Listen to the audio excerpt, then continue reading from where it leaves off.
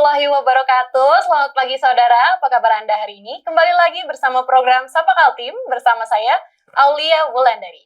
Dan hari ini kita akan membahas seputar peran Duta Wisata maupun Putri Pariwisata dalam melestarikan budaya dan pariwisata yang ada di Kalimantan Timur. Dan tentunya hari ini kita telah mengundang salah satu narasumber kita yang luar biasa dan tak kalah cantiknya, Valentina Immanuela Tampu Bolon.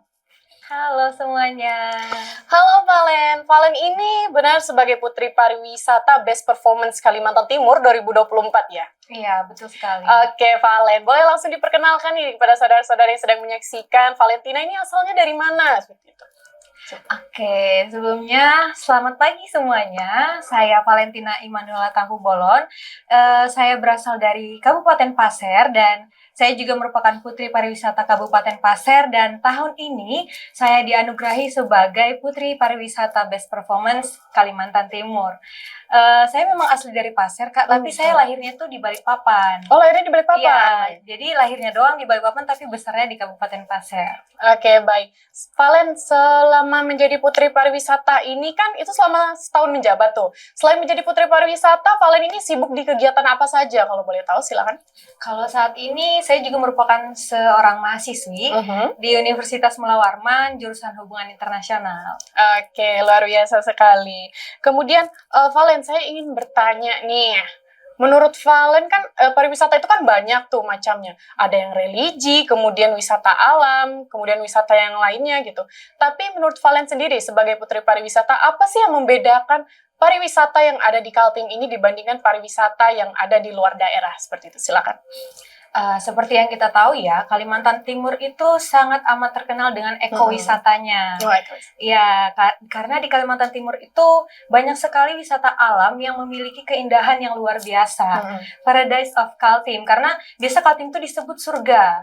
Surga. Iya, karena dengan wisata alamnya itu yang sangat menarik dan mungkin sangat amat beda dengan yang ada di luar. Tentunya kita memiliki banyak wisata alam seperti air terjun, wisata gunung, dan juga kalau kalian tahu di Kalimantan Timur, tepatnya di Kabupaten Pasir itu ada Gunung Boga atau Gunung Embun. Jadi setiap pagi kalau kita ke sana itu dipenuhi dengan banyak embun. Jadi istilahnya seperti kita sedang berada di negeri atas awan. Oke, kemudian boleh saya tahu nggak sih fasilitasnya apa aja sih yang di sana? Dan bukanya tuh dari jam berapa gitu, Valen? Kalau Gunung Boga sendiri itu tidak ada jam operasionalnya. Nah, jadi kita bisa datang mulai dari pagi atau bahkan kita camping di sana juga bisa.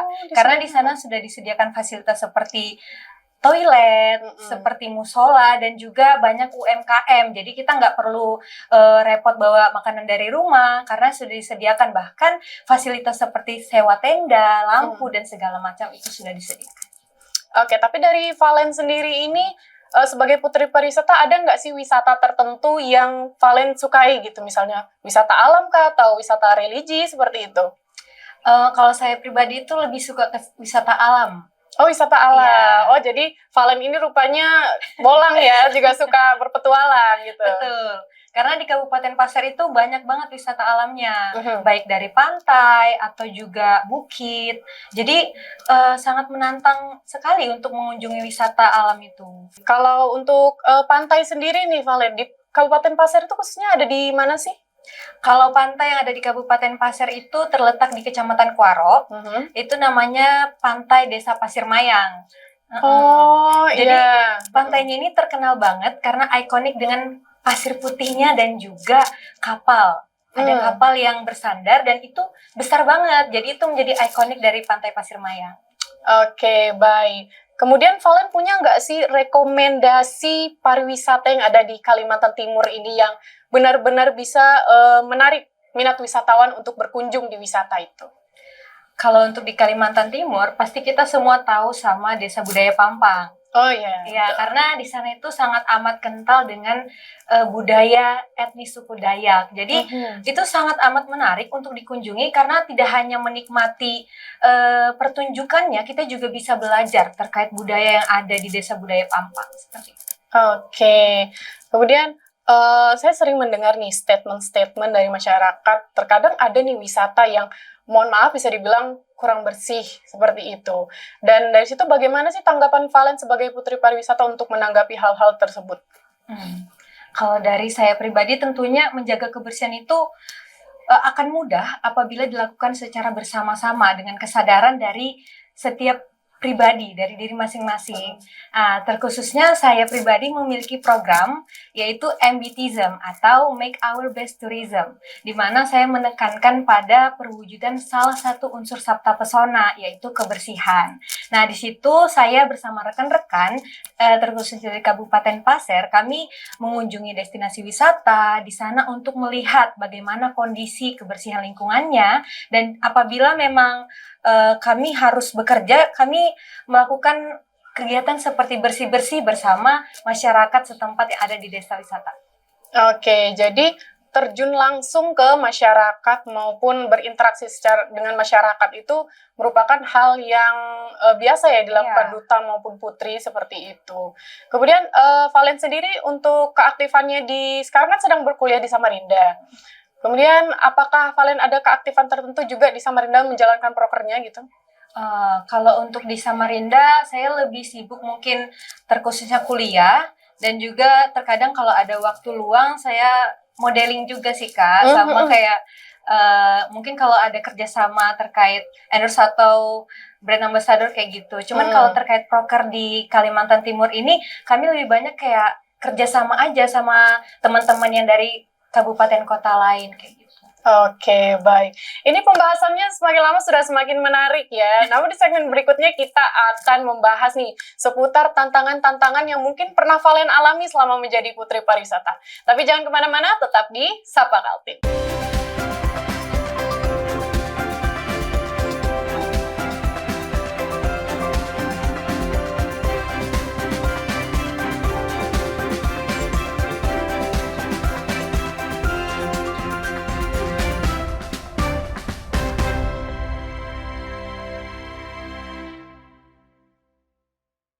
Baik saudara, kembali lagi bersama program Sapa Kaltim bersama saya Aulia Wulandari dan narasumber kita hari ini Valentina Emanuela Tampubola. Nah, tadi sudah dijelaskan nih seputar pengenalan Valen, kemudian apa saja sih yang dia lakukan saat ini. Saya nih agak sedikit penasaran gitu. Kan ada duta wisata dan putri pariwisata tuh. Boleh dijelaskan nggak sih bedanya duta wisata dan putri pariwisata tuh apa sih? Apa sih membedakannya gitu? Silakan. Kalau secara simpelnya ya, kita bisa membedakan dia itu duta atau putri dari kalau duta itu pasti berpasangan. Nah, kalau duta itu pasti berpasangan wanita dan laki-laki, kalau putri itu cenderung sendiri. Karena dia itu lebih diutamakan sebagai ikoniknya gitu. Dan juga sebenarnya tidak memungkinkan bahwa putri itu tidak ada pasangannya. Di beberapa wilayah mungkin selain Kalimantan Timur, itu tuh ada juga putra pariwisata. Jadi sebenarnya ini mengikuti bagaimana konteks di daerah tersebut. Nah, kalau di Kalimantan Timur, kita itu putri pariwisatanya sendiri.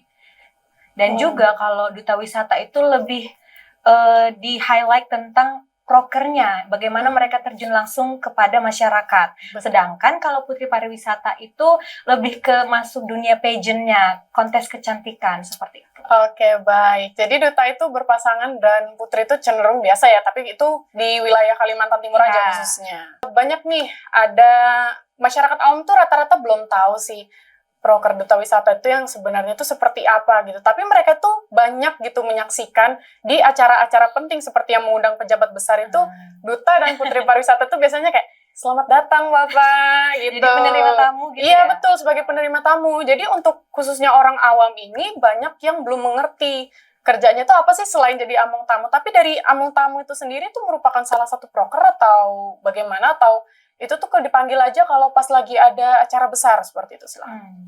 Kalau sebagai among tamu itu proker, tentu bukan ya, karena itu tidak sama sekali proker dari duta wisata maupun putri pariwisata. Cuman sebenarnya memang susah untuk mematahkan stigma di masyarakat bahwa duta wisata maupun putri pariwisata itu kerjanya hanya sebagai among tamu. Tapi sebenarnya hal itu bisa kita mulai dari diri kita sendiri, yang dimana kita tahu kalau tugas dan peran dari duta wisata maupun putri pariwisata itu adalah sebagai edukator, promotor, dan juga inisiator serta perpanjangan tangan pemerintah.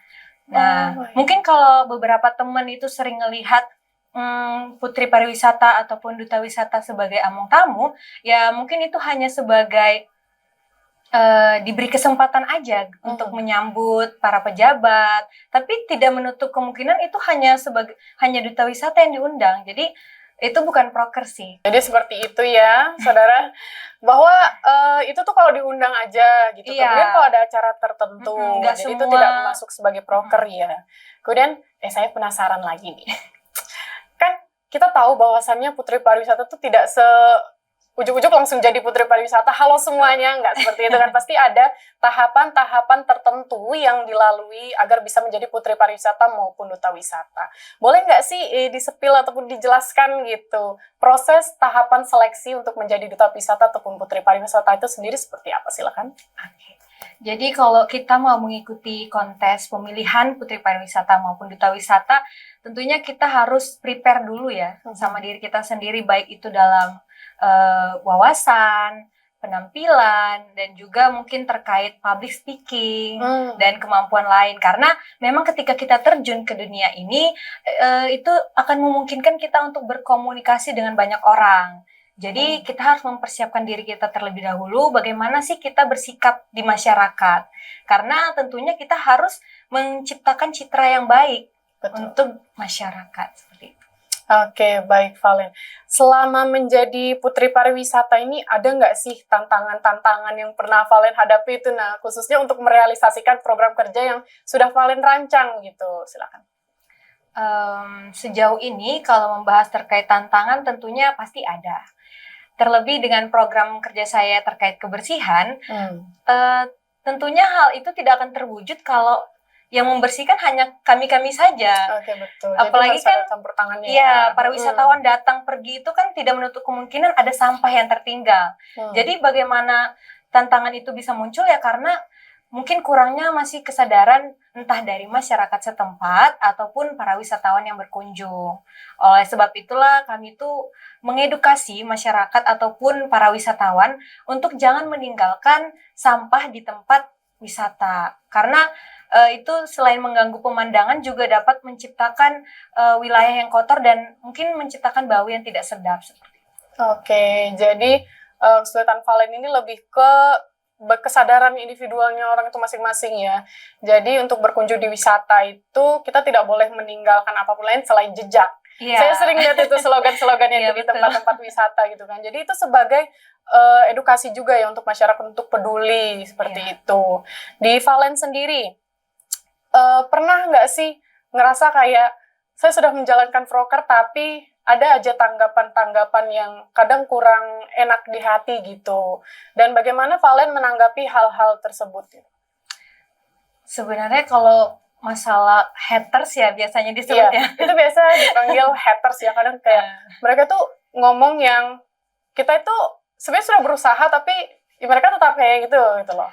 Kalau membahas terkait itu, saya orangnya nggak gampang baperan sih, Kak. Jadi tuh kalau misalnya ada orang yang komen, ya anggap aja itu sebagai kritikan. Dan cara kita untuk melihat bagaimana kedepannya kita harus berkembang lagi. Cuman kalau memang komennya itu kadang ada yang nyelkit ya, kayak personal sekali, ya udah itu dibiarkan aja. Karena lebih ke, toh juga mereka tidak sepenuhnya tahu apa yang kita rasakan. Jadi biarkan aja. Oke, baik sekali. Luar biasa ya Valen untuk menyikapi hal-hal tersebut. Sebelum kita lanjut ke segmen berikutnya, jangan kemana-mana, tetap di Sapa Kaltim.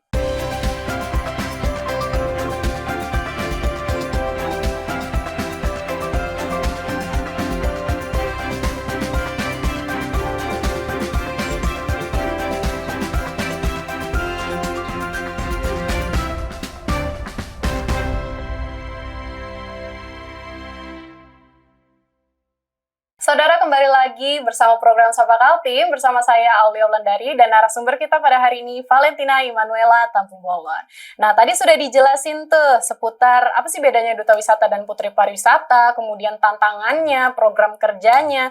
Nah, selanjutnya saya ingin tanya nih, dari Valen sendiri sebagai Putri Pariwisata, ada nggak sih tips-tips tertentu yang bisa Valen berikan untuk generasi muda ke depannya yang berminat dan memiliki ketertarikan untuk terjun langsung di dunia pageant, khususnya di Duta Wisata maupun Putri Pariwisata? Silakan.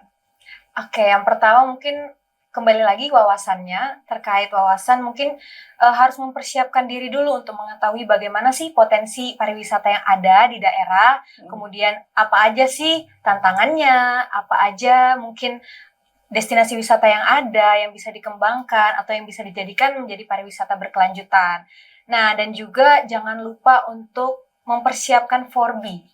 Oke, apa tuh? 4B yang pertama ada brain, beauty, behavior, and brave. Oke. Jadi tentunya tidak hanya wawasan, tapi kita juga harus mempersiapkan bagaimana diri kita supaya terlihat menarik.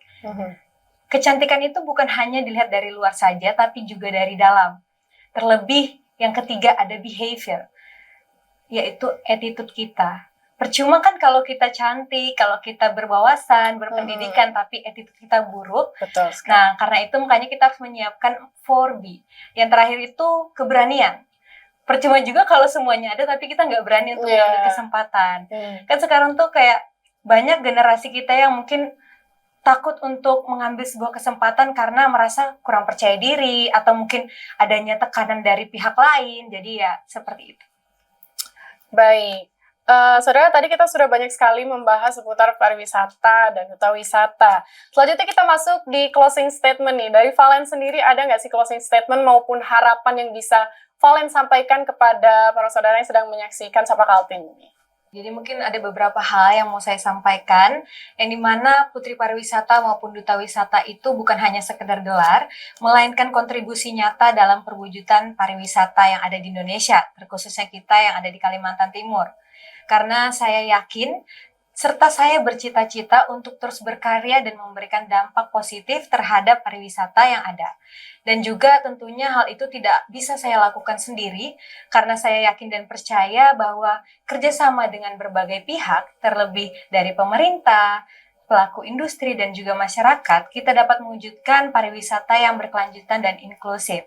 Oleh karena itu, saya mengajak kita semua untuk bersama-sama mewujudkan pariwisata Indonesia gemilang. Karena saya yakin dan percaya bahwa ini semua bukanlah akhir dari perjalanan, tapi merupakan langkah awal untuk menjaga dan melestarikan pariwisata. Sesuai dengan slogan yang ada, 1 tahun menjabat, seumur hidup menginspirasi. Salam pariwisata.